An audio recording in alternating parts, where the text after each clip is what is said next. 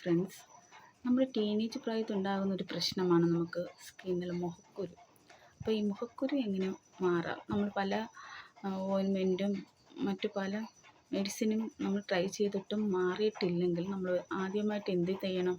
നമ്മൾ ഡോക്ടറെ പോയി കാണണം. അങ്ങനെ ഡോക്ടറിനെ ഞാനും പോയി കണ്ടിരുന്നു. എനിക്കും ആ ടീനേജ് പ്രായത്തിൽ സ്കിന്ന് വളരെ ഡള്ളായി മുഖക്കുരു കൊണ്ട് നിറഞ്ഞു ആകെ കരിവാളിച്ച് വൃത്തികേടായി. പക്ഷെ ഞാൻ അത് കണ്ടിന്യൂ ആയിട്ട് ഡോക്ടർ തന്ന ആ ക്ലിയർ ജെൽ എന്ന് പറയുന്ന ഓയിൻമെൻറ്റ് അത് പുരട്ടിയതിന് ശേഷം വളരെ മാറ്റം ഉണ്ടായിട്ടുണ്ട്.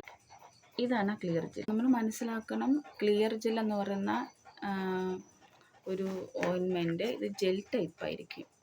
ഇത് മുഖക്കുരുള്ളവർ മാത്രമേ ഇത് യൂസ് ചെയ്യാൻ പറ്റുകയുള്ളൂ. കാരണം മുഖക്കുരു ഇല്ലാത്തവരിത് ഉപയോഗിക്കരുത്. കാരണം ഇത് കണ്ടിന്യൂ ആയിട്ട് ഉപയോഗിക്കണം. വളരെ നല്ലതാണ് കേട്ടോ. ഇത് രാത്രി നൈറ്റ് ഉപയോഗിക്കുന്നതായിരിക്കും നല്ലത്. ഒരു ഫേസ് വാഷ് ഉണ്ട്, മുഖമൊക്കെ നന്നായിട്ട് വാഷ് ചെയ്തതിന് ശേഷം രാത്രി ഇത് ഉപയോഗിക്കുന്നതായിരിക്കും നല്ലത്. ഞാനിത് വാങ്ങുമ്പോൾ 70 റുപ്പീസ് ആയിരുന്നു. ഇപ്പോൾ ഇത് 200 റുപ്പീസായി മാറിയിട്ടുണ്ട്. കുറച്ച് റേറ്റ് കൂടുതലാണ്, വളരെ കുറച്ചേ കാണുള്ളൂ. ഇതിൻ്റെ സ്മെല്ലെന്ന് പറഞ്ഞാൽ നമുക്ക് അത്രയ്ക്ക് ഇഷ്ടപ്പെടത്തില്ല. പക്ഷേ ഒറിജിനൽ ഇത് ജെൽ ടൈപ്പ് തന്നെയാണ്.